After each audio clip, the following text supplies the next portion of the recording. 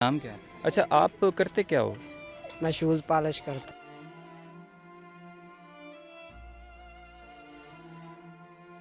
आपके 5 बच्चे हैं। हाँ, 5 अच्छा, बच्चे आपकी हैं। बीवी जो कमाती हैं मतलब बीवी इंतकाल कर गई। मांगते हो अगर मेरी लाते अल्लाह पाक अभी मुझे दे दे तो मैं किसी से क्यों हाथ फैलाऊं। करती हूँ। 2 माह का मेरा बेटा, उसको छोड़ के जाती हूँ। वालेकुम, पाक टीवी 24 से मैं हूं आपका मेज़बान साइमन हाशमी। आपको पता चलें कि आज फिर हम एक स्टोरी को लेके चल रहे हैं। स्टोरी बेसिकली हम इसलिए कह रहे होते हैं कि ये आम ज़िंदगी है लोगों की, ठीक है, रियलिटी है। रियलिटी हम आपको दिखाते हैं कि लोगों का गुज़र बसर किस तरह से होता है। ये कच्ची आबादियाँ जो हैं, कच्ची बस्तियाँ जो हैं, यहाँ पे रहने वाले लोग, हम तो अक्सर कहते हैं ना कि ढंग होता है उनका, लेकिन यहाँ जब मैं ख़ुद इन लोगों से मिला तो इन्होंने बाकायदा अस्सलाम वालेकुम से शुरुआत की और उसके बाद मुझे ये भी पता चला कि ये लोग पढ़े लिखे भी हैं। फिर इनकी कुछ मजबूरियाँ ऐसी होती हैं कि बेचारे उस मजबूरी को लेके तो अपना गुज़र बसर करते हैं। कि आप लोगों का दिन अगर फॉर एग्ज़ाम्पल कि उनकी दिहाड़ी नहीं लगती तो ये किस तरह से गुज़र बसर करते हैं? हमारे साथ तकरीबन 30 साल से यहाँ रह रहे हैं, क्योंकि हम अपनी ज़िंदगी अल्लाह की दी हुई ज़िंदगी है, देखो ना जिस जैसे भी दी है हम उस पर शुक्रगुज़ार हैं अल्लाह के, क्योंकि कम रिज़्क मिलता है या ज़्यादा मिलता है हम उसकी शुक्रगुज़ार हैं। ठीक है, तो दिहाड़ी लग जाती है, हम अपने बच्चों का कुछ कर लेते हैं, अगर नहीं तो वो दे देता है मालिक हमें। तो 8 अफराद हैं। तो आपकी वाइफ क्या करती है, बेगम आपकी क्या करती है? वो घर में जाके काम करती है, वहाँ से 3000 4000 महीने का मिल जाता है। अच्छा, इनका जो है ये जो झोंपड़ी में रहते हैं ये लोग, इनका गुज़र बसर किस तरह से हो रहा है वो थोड़ा सा आपको हम दिखा देते हैं कैमरे से। दिखाना क्या है, ऐसी बात है, एक झोंपड़ी है, उसमें छोटी सी झोंपड़ी में ये लोग गुज़र बसर करते हैं। तो कितने अफराद थे, आपने क्या बताया था, कितने अफराद? 8 अफराद हैं 8 अफराद। इसी झोंपड़ी में सारे रहते हैं? जी, सब इसी में रहते हैं। लेबर का काम करते हैं? जी बिल्कुल। ठीक है। तो ऑपरेशन आपका हुआ है जो मतलब वो किस तरह से, क्या बीमारी थी आपको? सर मैदे का मसला था, मैदे का मसला। जी। मुनासिब तरीके से आप मुझे अपना ऑपरेशन दिखा दें ताकि देखने वालों को पता चले कि आपका जो है ना रियलिटी क्या है, सच क्या है। अच्छा कि नाज़रीन, आप देख सकते हैं कि ये इनका ऑपरेशन हुआ था, मैदे का ऑपरेशन था इनका।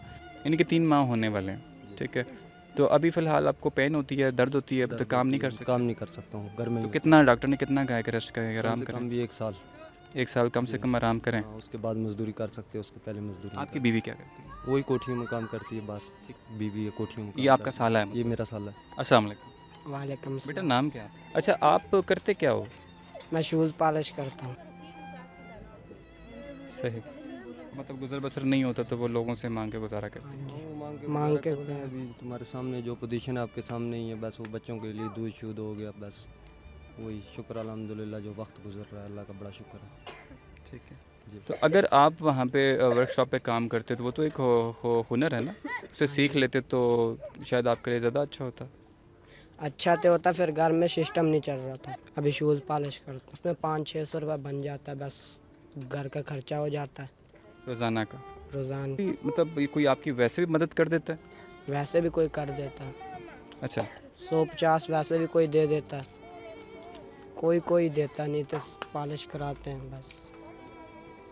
अच्छा, अगर तुम्हें कहीं पे किसी जगह एडजस्ट किया जाए, मतलब किसी जगह रखा जाए काम के लिए, तो कोई ऐसा काम दिया जाए जिस पे तुम्हारा कम से कम डेली का जो है ना रोज़गार चलता रहे, तो करोगे? कर लूँगा। सही। तो पढ़ाई कहाँ तक की है? बिल्कुल नहीं की?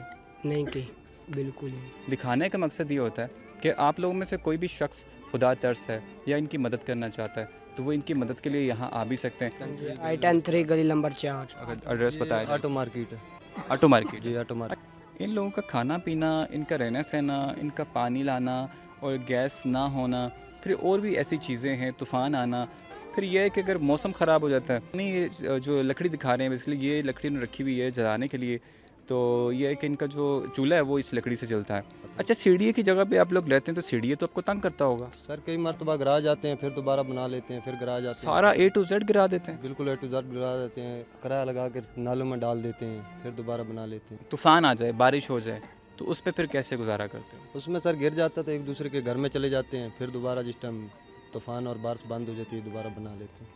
मतलब आपस में आप बड़ा कोऑपरेट करते हैं, एक दूसरे के साथ तावन करते हैं? तावन कर लेते हैं भाई, कोई मसला मसाइल बन गया किसी के साथ हो, एक दूसरे के साथ चला जाता है। मुझे आप ये बताएं कि आपका मतलब यहाँ पे रहना सहना होता है, बच्चे कितने हैं आपके? मेरे बच्चे 5। 35 साल तक उसकी उम्र है, वो काम नहीं कर सकता जी। क्योंकि वो नशे की लत में लग चुका है। अब तो नशा जो कर रहा हो इंसान तो वो किसी काम का नहीं रहता। जी, वो तो इसका भी गुजारा बहुत बच्चों का जो बच्चों का गुजारा फिर ये है कि वो कैसे पूरा करते वो जी मैं सारा दिन कोठियों में काम करती हूँ, 2 माह का मेरा बेटा, उसको छोड़ के जाती हूँ, एक ये मेरा बेटा है छोटा, सब बच्चे घर पे होते हैं। हैं? कोठियों से क्या मिलता है? यही कि कोई 2000 रुपये देते हैं मुश्किल से एक काम का, सारा दिन सुबह से शाम तक काम करें तो 10-12 हज़ार रुपये महीने का खिला। ठीक हो गया।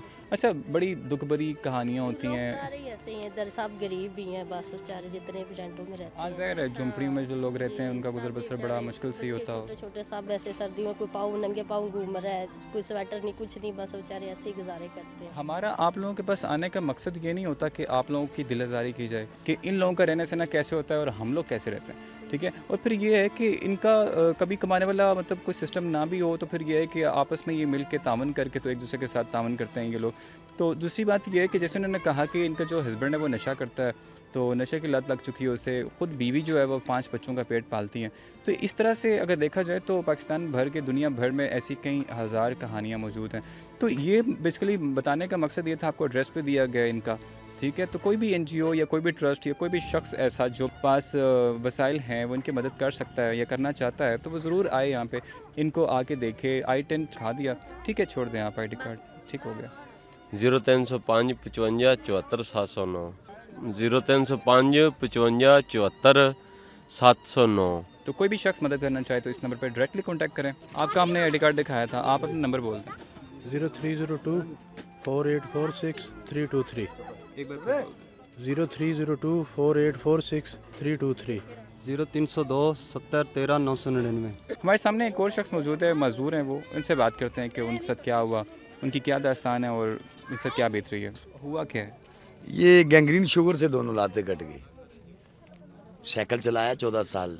जब डॉक्टर ने मेरी इन रगों को CT स्कैन किया तो उन्होंने कहा कि भाईजान आपकी रगें डैमेज हो गई, यानी रगा बंद होने से खून नीचे नहीं जाता, पाँव मोटे हो गए। तो हमने पूछा इनका हाल, उन्होंने कहा जी काटी जाएंगे, तो ये कट गई।